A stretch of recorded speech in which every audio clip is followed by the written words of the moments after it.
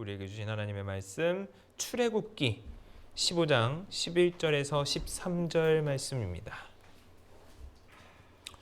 출애굽기 15장 11절에서 13절 말씀 다 함께 봉독하겠습니다.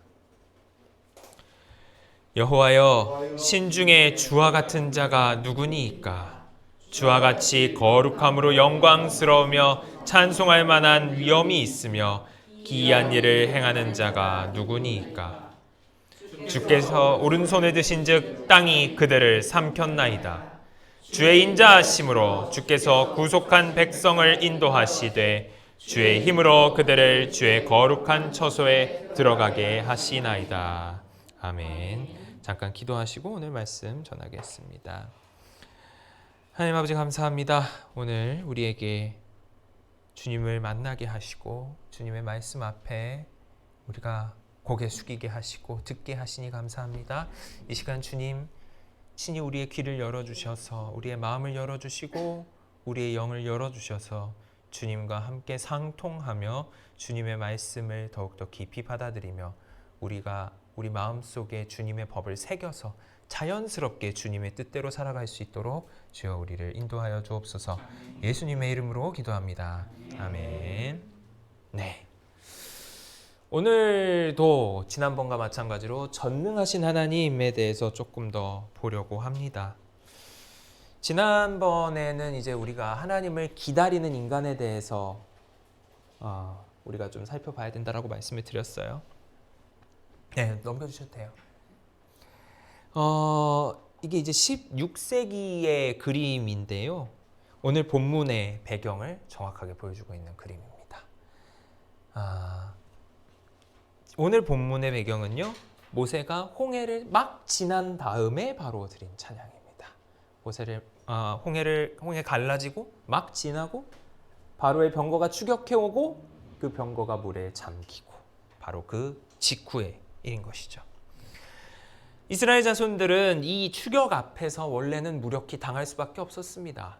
바다가 갈라지지 않았더라면 말이죠. 병거 앞에서 할 수 있는 것 아무것도 없었습니다.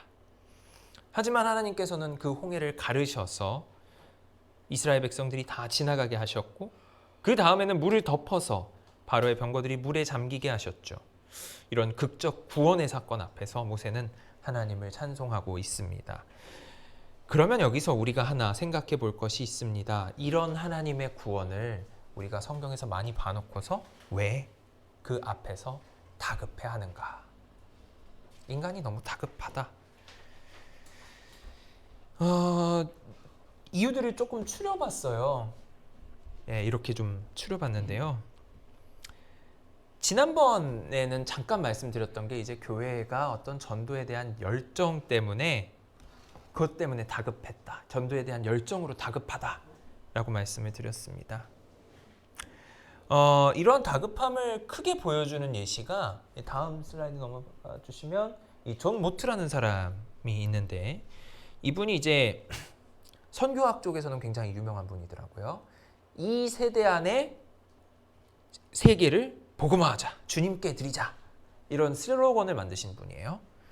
이게 1910년에 에든버러 대회라고 하는 이 전 세계 이 에큐메니컬 선교 대회에서 슬로건이었습니다.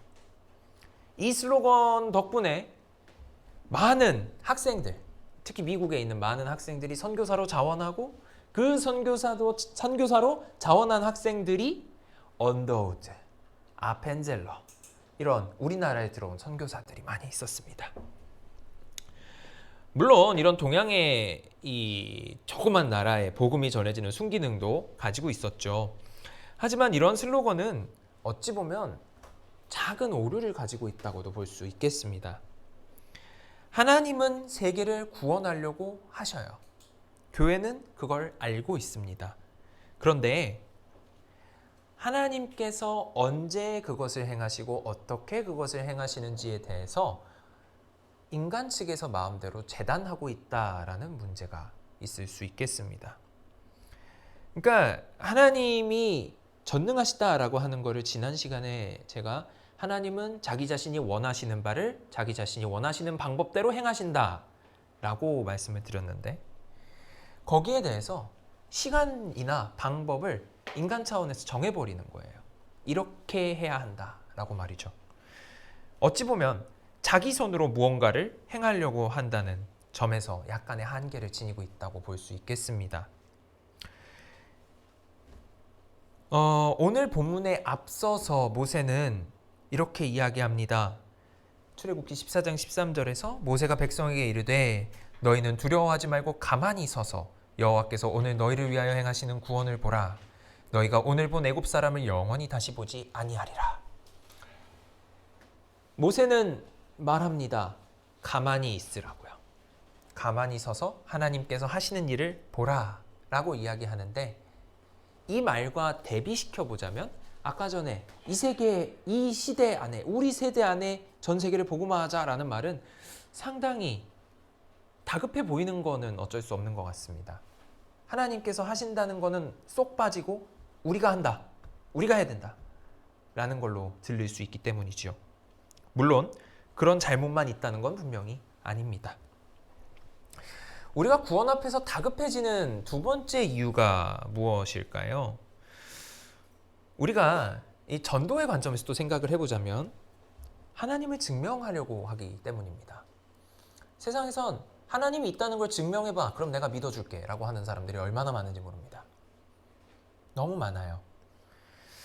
이성적인 근거를 기반으로 해야 그것이 제대로 된 증명이다, 내가 믿어주겠다 라고 하는 사람들, 그들에게 맞춰서 교회가 어찌 보면 그 합리주의적 세계관에 굴복한 결과입니다. 교회가 그들의 어법을 쓰려고 하는 거예요. 하나님이 계시다라는 거 우리가 증명해야만 마치 그들이 하나님을 믿을 것처럼 말이죠. 그러다 보니 교회는 세계를 변혁시키려면 교회의 순수한 것을 가지고 이렇게 해야 됩니다 라고 말을 해야 하는데 그러지도 못하고요. 혹은 세계와 나란히 서서 당신들은 이렇게 얘기하지만 우리는 이렇게 얘기합니다 라고 말하지도 못하고요. 오히려 어떤 부분에서는 우리가 세상에 모든 걸 맞추려고 노력합니다. 그렇게 하나님을 그들에게 맞춰서 설명하려다가 정작 중요한 하나님을 놓치는 거죠. 그 하나님에 대해서 그럼 여기서 질문이 있습니다. 증명할 수 있나요? 하나님을 증명할 수 있습니까? 과학적인 방법으로는 당연히 안 되고, 우리가 성경을 갖고 증명하려고 하면 그들은 이거를 증거 수단으로 인정해주지 않거든요.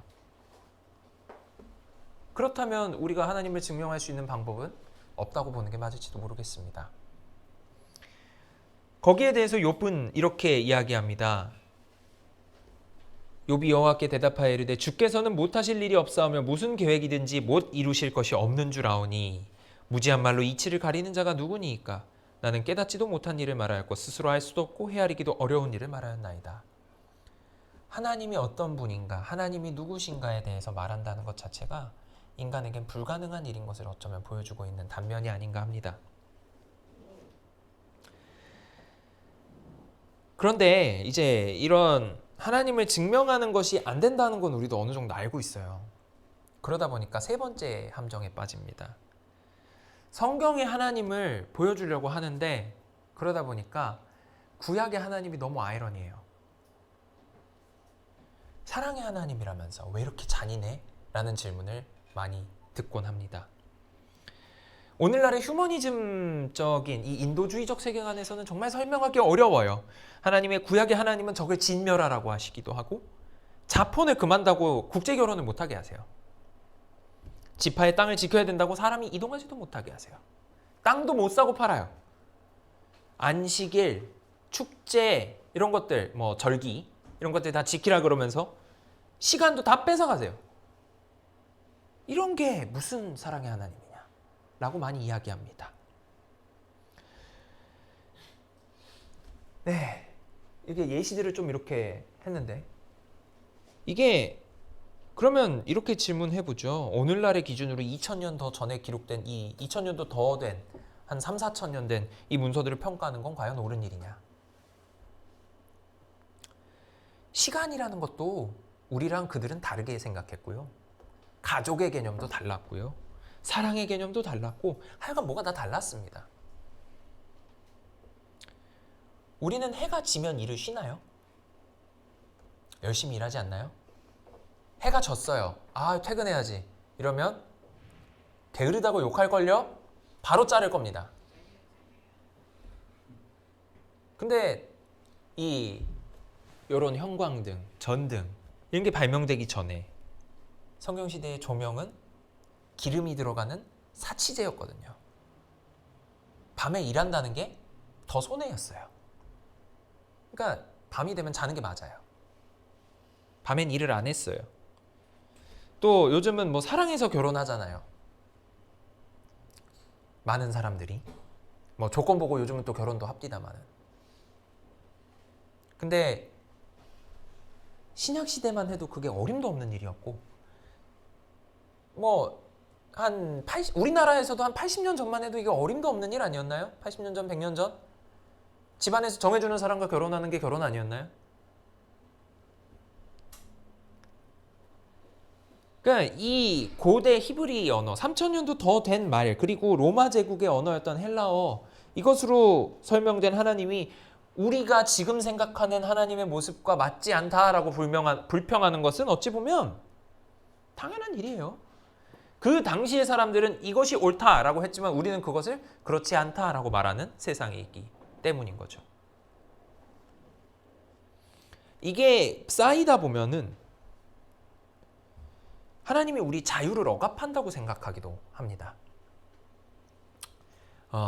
사회주의를 외치신 분들도 그런 얘기를 했지만 사회주의자가 아닌 분들도 이렇게 많이 말씀하시더라고요. 네, 뭐 이거는 이념과는 상관없는 일이더라고요.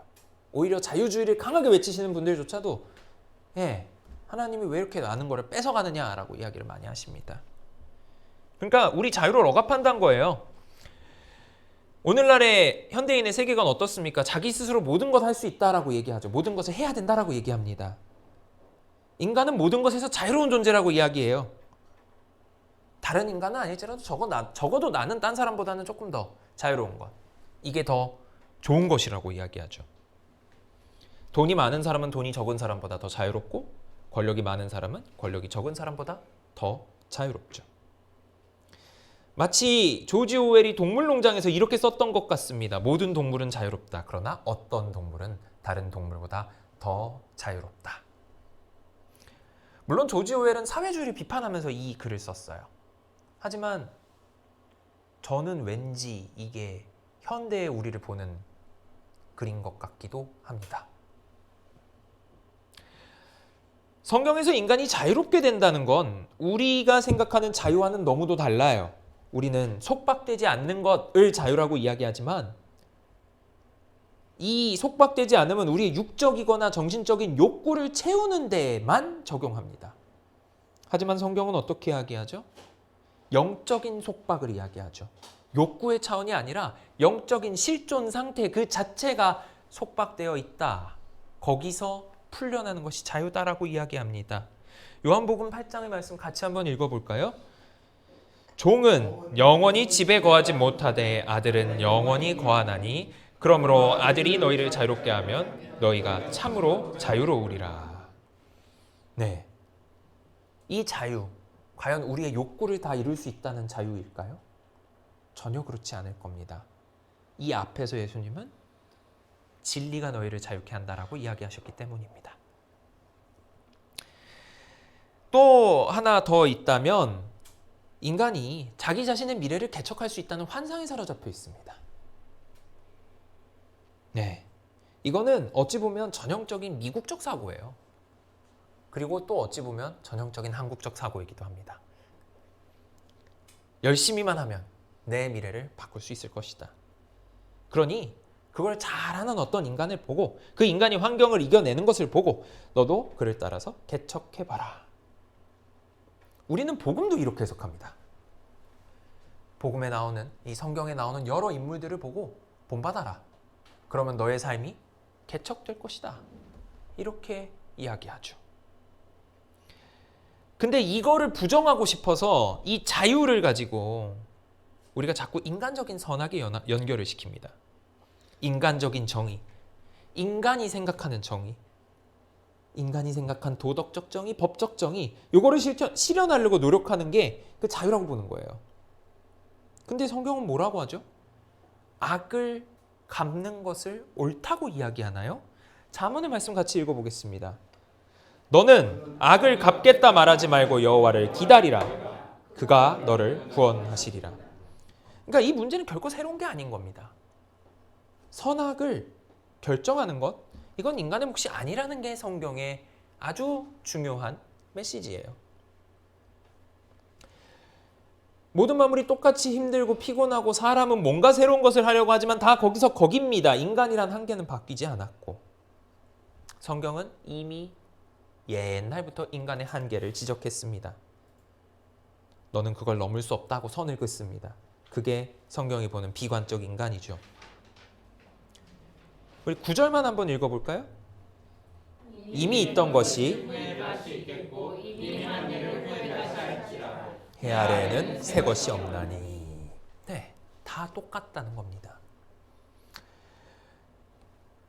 그러면 왜 이런 다급함, 이걸 알면서도 우리는 이 말씀을 너무 많이 들어서 알아요. 근데 왜 하나님을 못 믿고 자꾸 우린 급해지냐고요.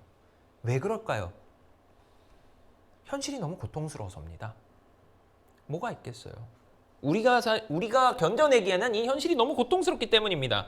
우리는 우리 현실 앞에서 절망하고 고통받죠. 도와줄 이는 없는 것 같아 보이고 우리 앞을 막고 있는 벽이 너무 높아 보입니다. 마치 20m 넘는 사이즈의 쓰나미 앞에 단독으로 서 있는 인간같이 말이죠. 이런 절망적인 현실을 눈앞에 두고 있을 때면 우리 크기는 더욱 작아 보여요. 그렇게 작아 보이는 존재고 사실 그게 맞습니다. 그게 현실이에요. 그런데 오늘날의 세상은요, 우리 자신을 너무나 키워놓습니다. 돋보기를 자꾸 줘요. 오목거울을 놔가지고 우리를 자꾸 키워놓는다고요. 숨이 차오를 듯한 극한의 상황 가운데 놓여야만 하는 인간이 자기가 보고 있던 게 오목거울이었구나, 진짜 내가 아니었구나, 내 사이즈는 이 정도가 아니구나를 알게 됩니다. 오늘의 본문에서 이스라엘 백성이 그랬습니다. 앞에 보이는 건 이제 넘어갈 수 없는 홍해 바다예요. 헤엄쳐 가기엔 가져갈 게 너무 많아요. 짐을 다 싸들고 나왔으니까. 뒤에는 바로의 병거가 추격해 옵니다. 그러면 어떻게 해야 되죠? 잘 모르겠고 체험하는 것도 그렇게 많지 않은 하나님이라는 분이 우리를 구원할 거를 당장 덮어놓고 믿어야 되나요? 아니면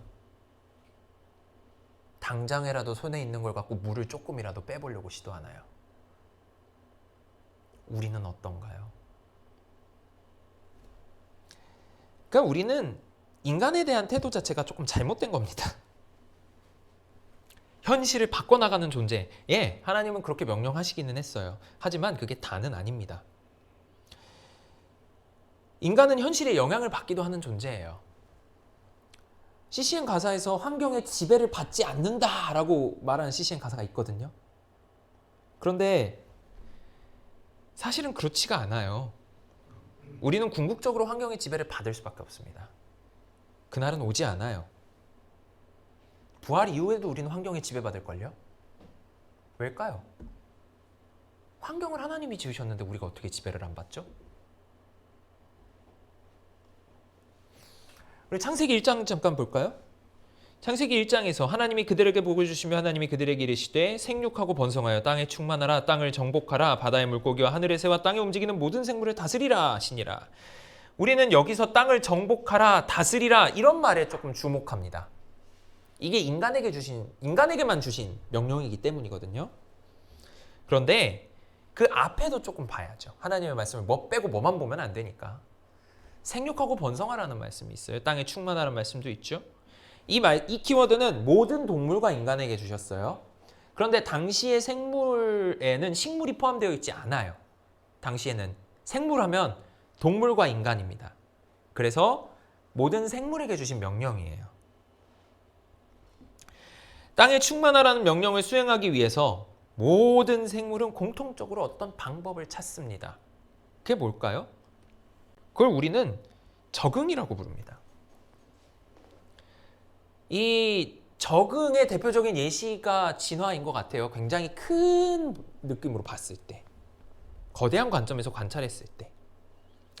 다시 말하자면 하나님은 이 세상 속에 존재하게 하셨고, 결정적으로는 우리가 우리 힘으로 극복할 수 없고 적응할 수밖에 없도록 우리가 굴복할 수밖에 없는 어떤 하나의 환경을 만들어 놓으셨습니다. 그게 뭘까요? 히브리서 말씀 읽어볼까요? 한 번 죽는 것은 사람에게 정해진 것이요 그 후에는 심판이 있으리니. 이것도 우리에게 주어진 환경입니다. 우리가 환경을 영어로 environment로만 자꾸 번역하지만 어떤 컨디션이라고 번역하기도 하잖아요. 상태, 조건. 우리가 놓여있는 조건. 인간이 놓여진 아주 근본적인 조건은 뭐죠? 죽는다는 조건입니다. 한 번 죽는 건 모두에게 정해져 있는 환경인 거죠. 그러니까. 이 죽음이라는 것을 우리는 죄의 삭슨 사망이다, 타락했기 때문에 반드시 죽으리라고 하셨던 그 창세기의 말씀 연결해서 형벌 이렇게만 생각하고 있지만, 이것도 어찌 보면 우리가 극복할 수 없는 환경입니다. 우리 육체의 죽음은 반드시 따라오게 되어 있어요. 우리가 영생을 믿는다고 해서 육체가 죽지 않는다는 걸 믿는 건 아니잖아요. 부활 후의 영생을 믿는 것이지. 죄인을 둘러싸고 있는 감옥이 그들에게 처한 환경이듯 선악과를 먹은 죄인인 인간이 죽음이라는 감옥 안에 있는 거, 그게 맞고 그게 환경입니다. 우리는 그 감옥 안에 있어요. 환경 안에. 하지만 하나님은 이렇게 우리를 만들어 놓고 그냥 툭 내버려 두신 게 아닙니다. 만약에 그랬다면 환경의 지배하에서 전혀 움직일 수 없는 인형도 아닌 게 되겠죠. 세상을 개척해 나가는 게 하나님의 명령에 완전히 반하냐? 그렇지 않다고 제가 말씀드렸어요, 아까. 제가 얘기하고 싶은 건 뭐냐면 아예 아니란 게 아니고요. 너무 여기에만 집중하고 있다는 얘기를 하고 싶은 겁니다. 세상을 다 바꿀 수 있는 것처럼 말이죠. 우린 다 바꿀 수가 없어요. 하나님이 허락해 주신 만큼 바꿀 수 있습니다. 이거를 조건으로 해서, 이거를 전제로 해서 우리가 그러면 이 전능하신 하나님을 믿는 인간이 어떤 인간인가를 조금 살펴보시죠. 첫 번째는요, 개방적 인간입니다. 하나님은 인간을 개방적으로 만드셨어요. 여기서 개방적이라는 건 요즘 말하듯이 무슨 성에 개방적이다 이런 게 아니고 환경에 개방적이라는 겁니다. 인간이 변화할 수 있는 존재로 하나님이 만드셨다라는 뜻으로 개방적입니다. 다시 말하면 인간의 앞에 가능성이 열려있다라는 뜻이기도 합니다.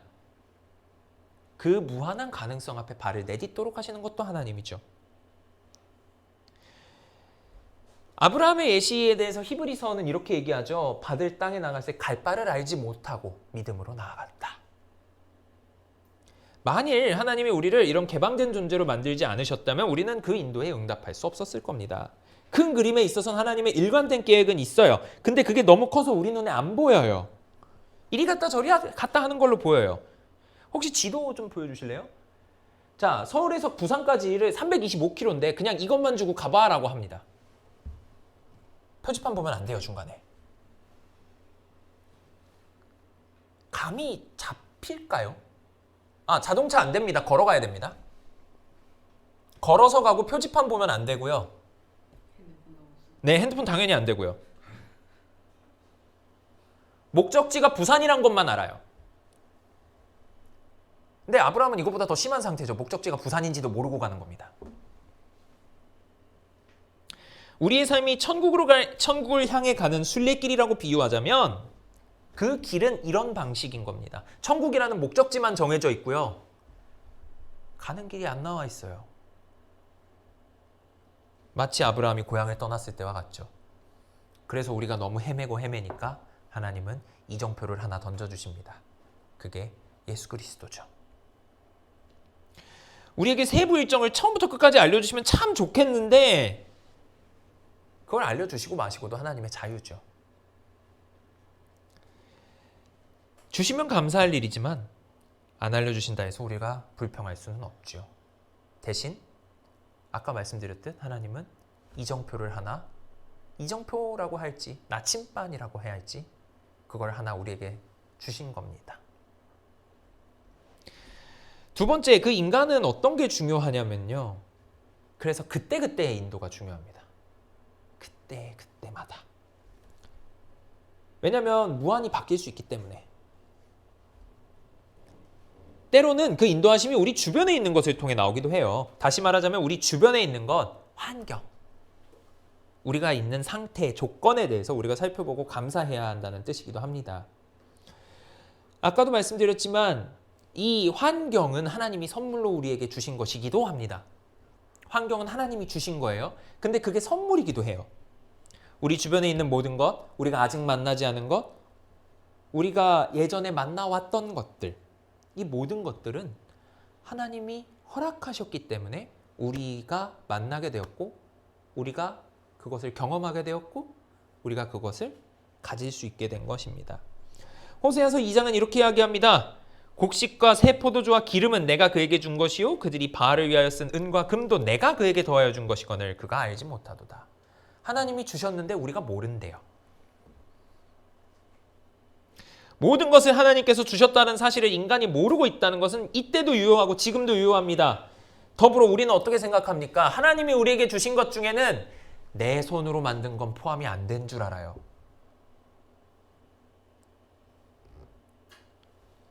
내 손으로 만든 건 하나님이 주신 게 아닐까요? 자, 이거에 대해서는 다음 시간에, 다음번에 다루겠습니다. 이거는 또 이것만 또 엄청 다뤄야 될 것 같아요. 에스겔서에서도 이렇게 이야기합니다. 네가 또 내가 준 금, 은, 장식품으로 너를 위하여 남자 우상을 만들어 행음하며 내가 준 것 같고 넌 뭘 만든 거냐라는 이야기입니다. 네, 요것에 대해서는 말씀드렸듯이 다음번에 하겠습니다. 자, 그래서 성경은 인간을 뭐라고 이야기한다? 하나님을 잠잠히 기다리는 인간이라고 이야기한다. 근데 여기서 기다리다라는 이미지는요, 우리가 좀 착각하게 하기 쉽습니다. 이 기다린다라는 것은 우리가 손 놓고 그냥 멍하니 이렇게 서 있는 게 아니에요. 여기서 기다린다는 건 하나님이 명령하시길 기다린다. 우리 앞에 주신 일을 하나님의 명령으로 받아들인다. 하나님이 우리에게 주신 선물로 받아들이고 그것을 감사히 받고 해나가는 인간이다. 라는 차원에서 하나님을 기다리는 인간입니다. 인간의 타락에 대해서 제가 우리 화요일 모임 계속 가지면서 여러 번 말씀을 드렸죠. 선악과는 인간이 하나님 없이 지혜를 찾으려고 했던 것에서 출발했다. 하나님 없이 스스로 무언가를 해보려고 했고 하나님 없이 독립된 존재로 있으려고 했기 때문에 타락이 시작되었다. 그건 뭘까요? 인간이 가지고 있는 어떤 자신을 확장시켜 나가는 기제예요. 자신의 주변에 있는 모든 것을 정복하면서 자신을 확장하려고 합니다. 그런데 하나님은 일하는 것에 있어서도 어떻게 해야 할지를 약간 보여주신 게 있더라고요. 창세기 2장 19절 말씀 같이 한번 읽어보겠습니다. 여호와 하나님이 흙으로 각종 들짐승과 곡종 새를 지으시고 아담이 무엇이라고 부르나 보시려고 그것들을 그에게로 이끌어 가시니 아담이 각 생물을 부르는 것이 곧 그 이름이 되었더라. 그러니까 이 인간이 동물들에게 이름을 주는 것, 아담이 동물들에게 이름을 주는 것은 아담이 관리하도록 이름을 붙이는 과정이에요. 관계를 맺는 과정이죠. 우리는 그것을 일종의 정복의 과정으로 이해해 왔습니다. 하지만 잘 보면 무엇이라고 부르는지 보려고, 다시 참고로 좀 봐주세요. 네. 무엇이라고 부르나 보시려고 이끌어 가셨다라고 적혀 있어요. 그건 뭘까요? 하나님이 친히 이끌어 가시고 친히 모든 과정을 보고 계셨다라고 우리는 해석할 수 있습니다. 동물을 데리고 가서 너 뭐라고 하는지 보고 계시는 거예요. 얘한테 뭐라고 이름을 붙일까? 어떻게 하고 있을까? 하고 보고 있는 겁니다. 네. 그래서 인간이 동물과 피조세계와 관계를 맺는 것 하나님이 허락하신 거예요. 하나님이 그렇게 하도록 하셨습니다. 그것을 옳게 쓰는지 잘못 쓰는지도 보고 계신 거예요. 인간이 인간이 관리를 잘못하는 건 두 가지 방향입니다. 관리를 하지 않는 게 있고요. 관리를 지나치게 하는 거예요. 어떤 거냐? 관리를 안 하는 거는 이 동식물이 나의 우상이 되는 겁니다.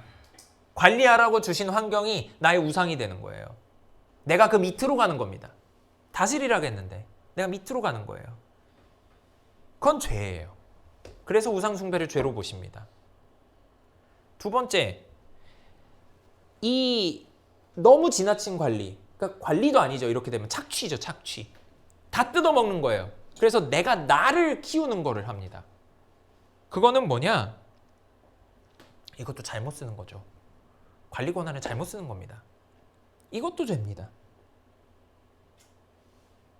그래서 하나님은 이 아담이 하나님의 피조세계와 1대1로 공정하게 지금 관계를 맺고 있는가, 하나하나를 이름을 제대로 붙여주고 있는가를 보고 계신 거예요.